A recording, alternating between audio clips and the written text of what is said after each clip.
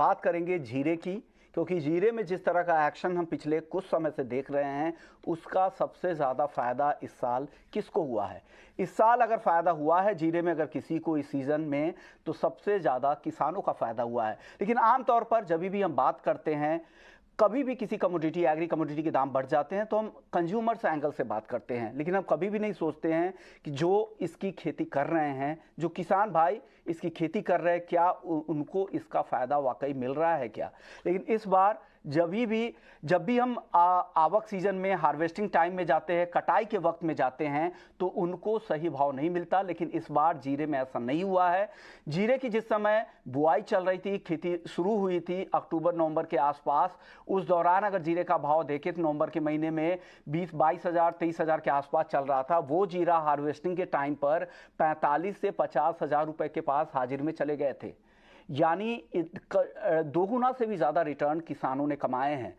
हालांकि अगर जीरे की बात करें तो लोग इस बात को लेकर माहौल बनाते हैं कि महंगाई हो गई, लेकिन कंज्यूमर्स की एंगल से भी अगर आप देखें तो कितने जीरे की खपत हर घर में होती है। 100 ग्राम 200 ग्राम महीने में, ज़्यादा से ज़्यादा 100 ग्राम से ज़्यादा बहुत ही कम घर होंगे जहाँ पे जीरे की खपत हर महीने होती होंगी। और कई सारे घर ऐसे भी होंगे जहां पर जीरे की खपत न के बराबर होती होंगी। तो इसमें महंगाई हो, एक तो इलास्टिक डिमांड है, अगर ऐसे कमोडिटी में कम से कम किसानों की अच्छी कमाई हो रही है वो अच्छी बात है। चलिए इस बात की हम पड़ताल भी करेंगे। हमारे साथ दो किसान को रिप्रेजेंट करने के लिए दो मेहमान हैं।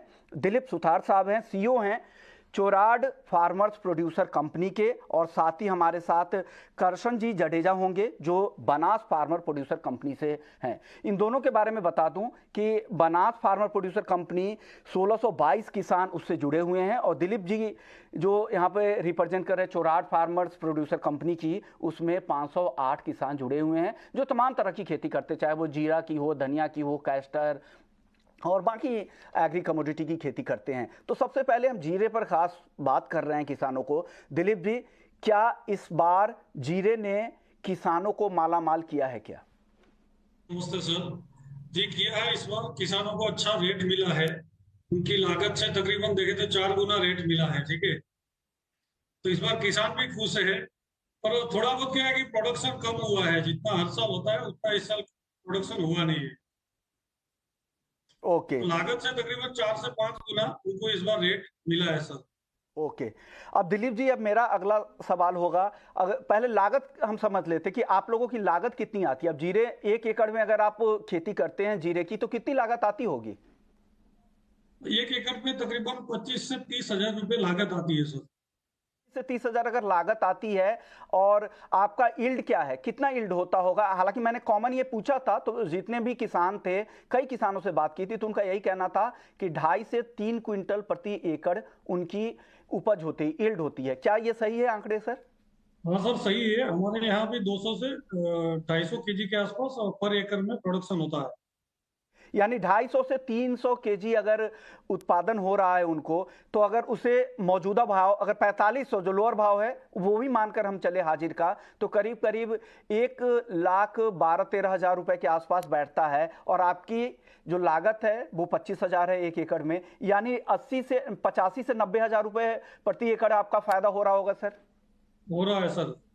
बहुत अच्छी बात है सर। अब बात कर लेते हैं भाव को लेकर। अगर आप जब भी आप किसान हैं, आप भाव देखना चाह रहे होंगे, तो आप भाव कैसे देखते हैं? रेफरेंस के तौर पर किस प्राइस को इंडिकेटिव प्राइस के तौर पे देखते हैं, किस भाव पे हमें बेचना चाहिए, ये भाव चल रहा है? नेशनल लेवल पे प्राइस जानने के लिए जीरे का आप कहाँ भाव देखते हैं? हम सर एनसीडीएक्स के प्लेटफॉर्म का उपयोग करते हैं। हर एक किसान में हर रोज एसएमएस के थ्रू भी उनके रेट जाते हैं कि भाई कैस्टर है, क्यूमिन है, आज का ये रेट है, कल का क्लोजिंग ये है। और दूसरा, जो भी किसान एंड्रॉइड फोन यूज कर रहे हैं उन किसानों को हम लोगों ने एनसीडीएक्स का ऐप डाउनलोड करके दिया हुआ है, तो वो लोग हर रोज सुबह शाम उसमें देखते रहते हैं।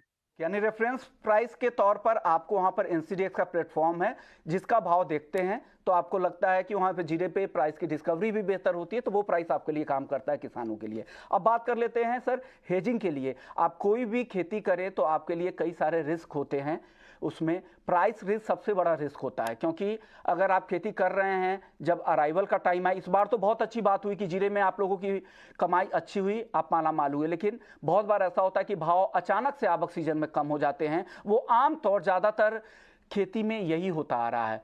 पहली बार मेरे जहन में तो ऐसे कि इस तरह की कमाई अराइवल सीजन में बहुत कम हुआ है और जीरे में पहली बार मैं ऐसा देख रहा हूं। तो क्या लग रहा है सर, ये जो प्राइस रिस्क होता है, कभी अराइवल के टाइम में बहुत कम हो जाए, कभी ज्यादा हो जाए, इस रिस्क को कम करने के लिए क्या आप लोग वायदा बाजार के प्लेटफॉर्म का इस्तेमाल करते हैं जिसमें फ्यूचर्स भी है आपके पास और ऑप्शंस भी अवेलेबल है? जी सर, हम लोग यूज करते हैं। जब हमारा किसान सोइंग कर रहा होता है उसी टाइम पे पुट ऑप्शन का एक ऑप्शन है अपने एनसीडीएक्स प्लेटफॉर्म पे, तो उसका यूज करते हैं और फ्यूचर में जो रेट आने वाला है वो रेट देखने के बाद ही वो सोइंग का करते हैं कि भाई अभी जीरा ये रेट अभी चल रहा है, तो मान लीजिए मेरा मार्च में निकलने वाला है, तो मार्च में हाजिर बाजार में तो रेट कम रहेंगे, तो उस टाइम पे वो फ्यूचर देख के काम करते हैं। बहुत अच्छी बात है। तो आपके कितने सारे किसान होंगे जो जिनको ऐसा लग रहा होगा कि प्राइस रिस्क कम करने के लिए वायदा बाजार एक बढ़िया टूल है और जोखिम का बेहतर प्रबंधन करने के लिए हमें इसका इस्तेमाल करना चाहिए? कितने किसान होंगे आपके एफपीओज को जो इसका समर्थन करते हैं? तकरीबन हमारे यहाँ 350 से 400 किसान हैं जो इसका समर्थन करते हैं दिलीप जी कि बाकी जो कमोडिटी वायदा जो बंद है जिसमें कारोबार नहीं हो, चाहे वो सोयाबीन को लेकर हो, सोया तेल को लेकर हो, मस्टर्ड, इसका वायदा भी आना चाहिए ताकि आपको बेहतर प्राइस डिस्कवरी मिले और हेजिंग के तौर पर आपके पास टूल्स मौजूद। आप लोग चाह रहे हैं एफपीओ की तरफ से?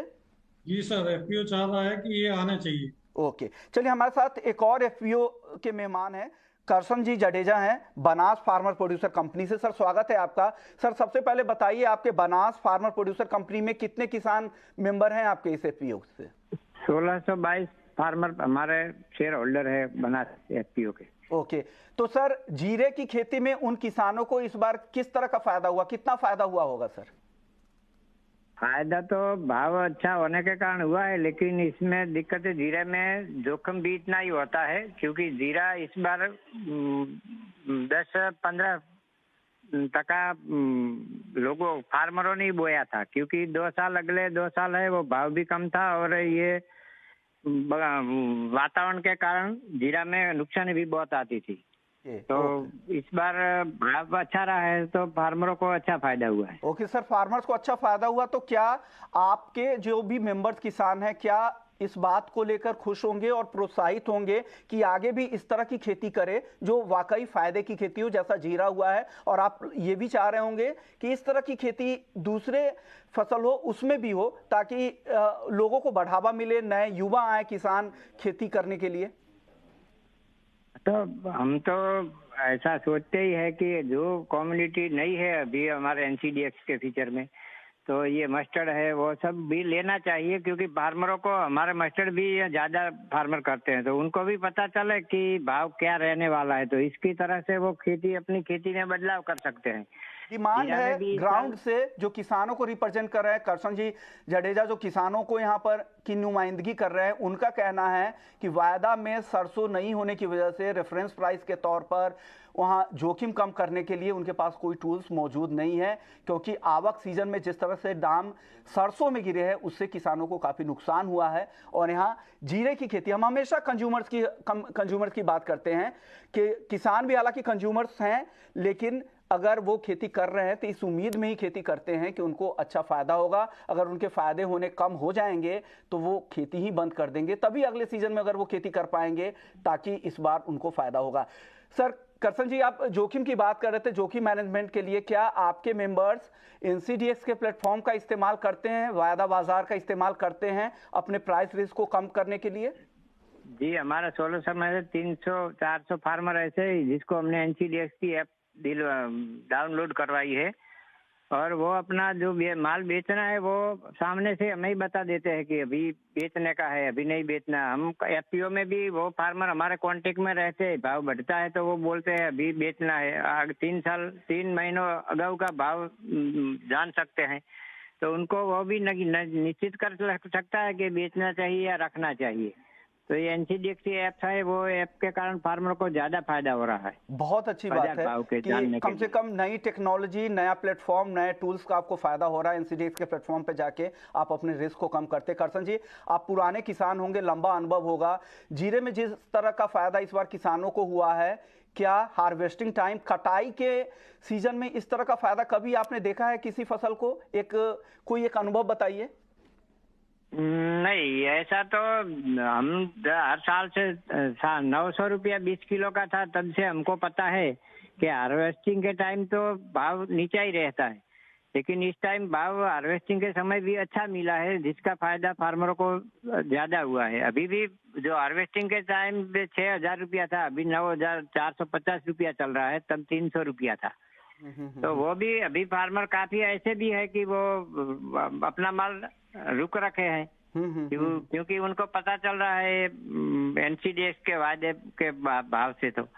तो वो ऐप के कारण तो बहुत फायदा फार्मर को हो रहा है। ओके, यानी इनका लंबा नहीं, लेकिन अभी भी ये कह रहे हैं कि इनकी याद में ऐसा कभी भी नहीं हुआ कि हार्वेस्टिंग के टाइम में इस तरह का मुनाफा हुआ हो। किसान आमतौर जिनके पास होल्डिंग कैपेसिटी होती है, जो वो कॉस्ट को बेयर कर सकते हैं, स्टोरेज कॉस्ट को, वो वेयर हाउस में तो माल जमा करा लेते हैं, लेकिन छोटे जो किसान होते हैं वो आवक सीजन में उनके लिए बेचनी मजबूरी हो जाती है और उसी का प्रेशर दाम पर होता है और दाम अचानक से नीचे गिर जाते हैं। लेकिन इस बार शॉर्टेज है, ग्लोबल शॉर्टेज भी है, ग्लोबल डिमांड मजबूत है, एक्सपोर्ट के नंबर बहुत अच्छे आ रहे हैं, उसका फायदा हमारे किसान भाइयों को भी जीरा में मिला है। अगर इस तरह की खेती अगर देश में होती है तो डेफिनेटली हम किसानों को प्रोत्साहित कर पाएंगे।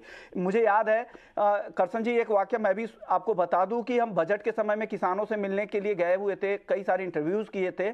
उसमें एक किसान ऐसे थे जो बता रहे थे कि फूल गोभी की उन्होंने खेती की थी, महाराष्ट्र के थे, नासिक के आसपास। उन्होंने 60,000 रुपए लगाए थे। जब उनकी कटाई का वक्त आया, जब वो सब्जी काटने के लिए गए तो सिर्फ 6,000 रुपए उन्हें कारोबारियों ने दिया था। इस वजह से उन्हें ट्रैक्टर पूरे खेत में चला दिया। तो इस तरह की स्थिति होगी। अगर इतना नुकसान के बाद कौन खेती करना चाहेगा? तो मेरा सवाल ये था कि उस नुकसान की भरपाई वो कैसे करते। उन्होंने कहा कि उनका बेटा बाहर कमाता है, वो पैसे भेजता है, उससे खेती करते हैं और वो इस उम्मीद में पैसे भेजता है कि हमारे पैसे दोगुने होंगे। यहाँ तो दोगुना क्या, 60,000 6,000 रुपए में बदल गया। लेकिन जीरे में ऐसा नहीं हुआ है, जीरे के किसान काफी खुश है। दिलीप जी, अब मेरा सवाल होगा, क्योंकि होल्डिंग एक बड़ी समस्या है जीरे के किसानों के लिए या किसी भी खेती में किसानों के लिए, तो स्टोरेज के लिए क्या एक्सचेंज का वेयर हाउस आपके लिए कितना फायदेमंद होता होगा? करसन जी, आप इससे बताइए कि एक्सचेंज के वेयर हाउस का आप कैसे इस्तेमाल करते हैं? हमारे मुंजा मंडी है, मुंजा में है वेयर हाउस हमारे जीरे के लिए, और कैस्टर के लिए आरिज में है। तो हमारा माल है वो वहीं वेयर हाउस में ही हम यूज करते हैं। लेकिन हम ऐसा सोचते हैं, हमारी ऐसी एफपीओ है, उनको जो जिसके पास अपनी जमीन है, तो उनका वेयर हाउस के लिए थोड़ा नजदीक चाहिए, क्योंकि मुंजा यहाँ से 150 किलोमीटर दूर है। तो वेयर हाउस की अभी तो है वहाँ पर, तो अभी करते हैं, लेकिन वेयर हाउस की व्यवस्था नजदीक के सेंटरों में भी करनी चाहिए। ओके, जिसके कारण वो फार्मर है अपना माल भी रख सकते हैं वहां पर। ओके सर, आपके पास एक्सचेंज से जो उन मान्यता प्राप्त बहुत सारे वेयर हाउसेस है एनसीडीएक्स के, आप वहां पर भी अपना माल जमा करवा सकते हैं। अगर आप वहां पर अपने रिस्क को, ये पोजीशन अगर आप वहां पर लेते हैं तो आप माल को वहां पर जमा करा के वहां के उस रिसीट के जरिए आप उस पर लोन भी आपको मिल जाता है। बहुत तरह की इस तरह की फैसिलिटी है, उसके लिए लगातार एक्सचेंज की तरफ से अवेयरनेस प्रोग्राम भी चलाए जाते हैं। लेकिन ये एक अच्छी बात आपसे निकल कर यही आ रही है कि जीरे के किसानों ने पहली बार इस तरह का मुनाफा कमाया है ऐसे सीजन में, आवक सीजन में, जहां पर आमतौर पर भाव गिर जाते हैं। ये एक अच्छी बात निकल कर आ रही है। इसलिए हमेशा हमें कंज्यूमर्स एंगल से चीजें नहीं सोचनी चाहिए, हमें किसानों के एंगल से भी सोचना चाहिए, क्योंकि किसान पैदा कर रहे हैं, अगर उन्हें फायदा नहीं होगा तो एक दिन पूरी तरह से खेती ठप हो जाएगी। और जिस तरह से वो नई टेक्नोलॉजी का इस्तेमाल कर रहे हैं, वायदा बाजार का इस्तेमाल कर रहे हैं अपने जोखिम करने के लिए, ये वाकई अच्छी बात है। शुक्रिया दिलीप जी आपका, करसन जी आपका, आप लोगों ने वक्त निकाला और हमारे इस खास पेशकश को और भी खास बना दिया। शुक्रिया सर, आप लोगों का बहुत बहुत शुक्रिया। तो जीरे के इस खास एपिसोड में फिलहाल इतना ही, लेकिन बाकी खबरों के लिए आप बने रहिए ET नाउ स्वदेश के साथ।